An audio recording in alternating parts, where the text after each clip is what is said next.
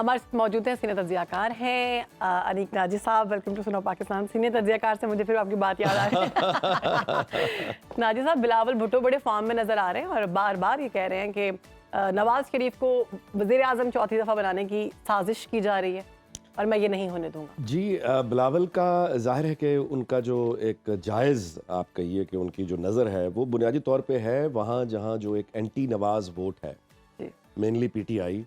اب چونکہ مطلب ہے کہ اٹ از انڈرسٹوڈ کہ P T I is over, تو وہ جو لوگ ہیں ظاہر ہے کہ اینٹی نواز ووٹ بینک ہے, اس کو کیپچر کرنا ہے, اس کو زیادہ سے زیادہ اپنا حصہ لینا ہے وہاں جا کے. وہ ساری سیاسی جماعتیں وہ منہ میں پانی بھر کے ظاہر ہے اس کو دیکھ رہی ہیں, بلاول بھی دیکھ رہے ہیں.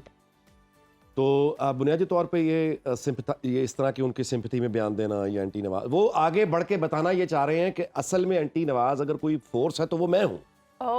تو اگر آپ نواز شریف کے خلاف ہیں تو آپ کی ترجمانی دراصل میں کرتا ہوں. اس طرح یہ کامیابی نہیں ملا کرتی, بہت یہ جلد بازی کی اور بڑی اس میں نیت اور ان کی جو ٹارگٹ ہے وہ بالکل لیجٹیمیٹ ہے, کسی بھی پولیٹیشین کا یہی ہونا چاہیے, لیکن جو طریقہ کار ہے وہ بڑا بچکانا ہے. اور اس کے لیے اگر وہ آج یہ کوشش شروع کریں تو ان کو بڑے سیریس ہوم ورک کے بعد 3 یا 4 سال لگیں گے, جس میں وہ کافی حصہ لے سکتے ہیں, پرووائڈڈ کہ ان کے ساتھ جو سب سے بڑی ان کی طاقت بن سکتی ہیں وہ آصفہ بھٹو ہیں. آصفہ بھٹو کے اندر وہ فائر ہے کہ وہ اگر ان کے ساتھ مل جائیں تو پھر وہ لوگوں کو اس یعنی ایک امپریس کر سکتی ہیں.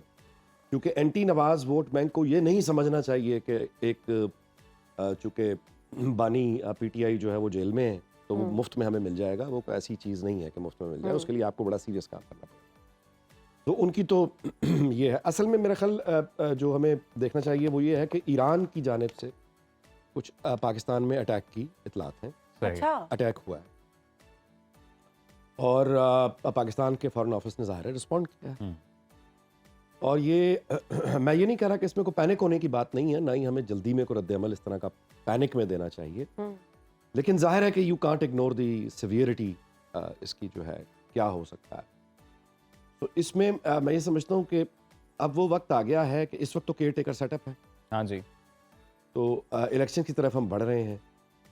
یہ اب ہمیں دیکھنا پڑے گا جی, پارلیمنٹ جب وجود میں آ جائے گی کہ پاکستان کی فارن پالیسی کا جو انچارج ہے, میرا خیال ہے کہ یہ پورا ڈیزائن جو کئی ڈیکیڈ سے چل رہا ہے یہ فرسودہ ہو چکا ہے, یہ ناکارہ ہو چکا ہے.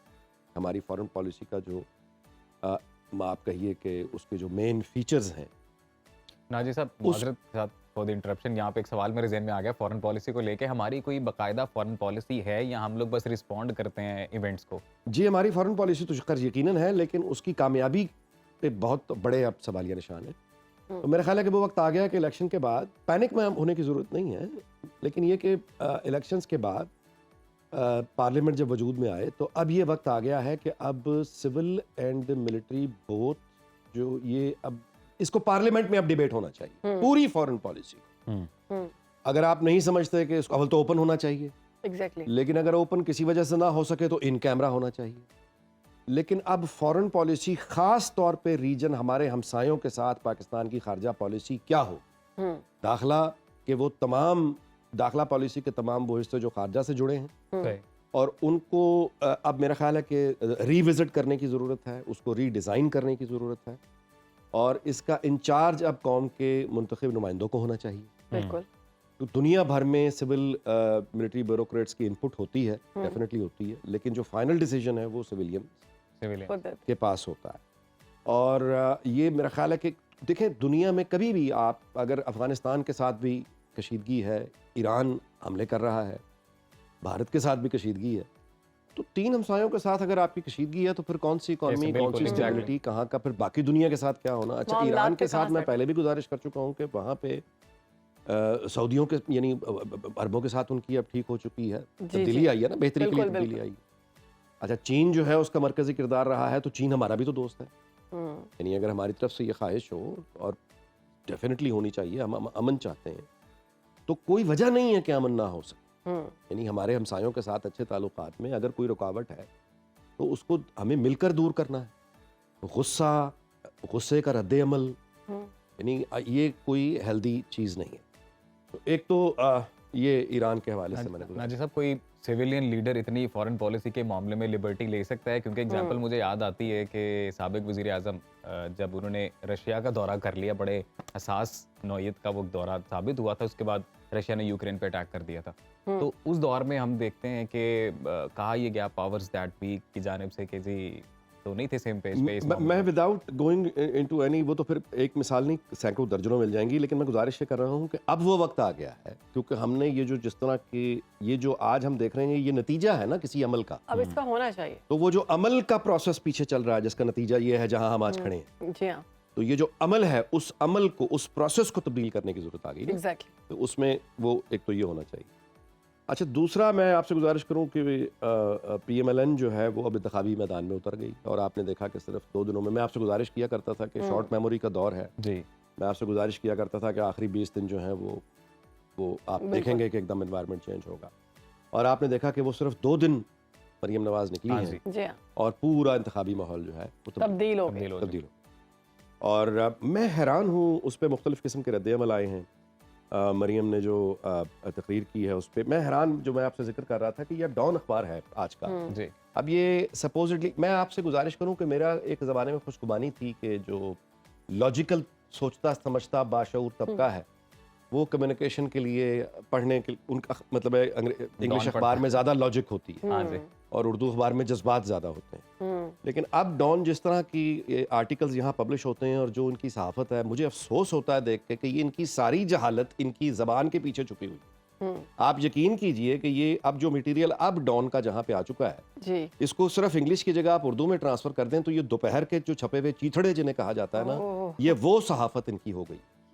आज इनका मेन एडिटोरियल उन्होंने छापा है और पूरा ये मेन एडिटोरियल में इलेक्टोरल मैच्योरिटी, और इस पे इन्होंने मरियम नवाज की वो स्पीच को लेके एतराज़ उठाए हैं जिसमें इन्होंने कहा है कि उन्होंने कुछ अल्फाज का इस्तेमाल किया। ख़ास तौर पे मैं आता हूँ कि जहाँ पे मुस्लिम लीग नून का ये एक स्लोगन है कि देखिए मज़हब के नाम पर सियासत नहीं चलेगी, उस पर इन्होंने एतराज़ उठाया है और कह रहे हैं कि ये क्यों कहा है और ऐसा कहने से बदअमनी फैलने का अच्छा, खदशा है। अब इनसे जाके बंदा पूछे कि क्या फिर यानी सियासत में मजहब का इस्तेमाल होना चाहिए?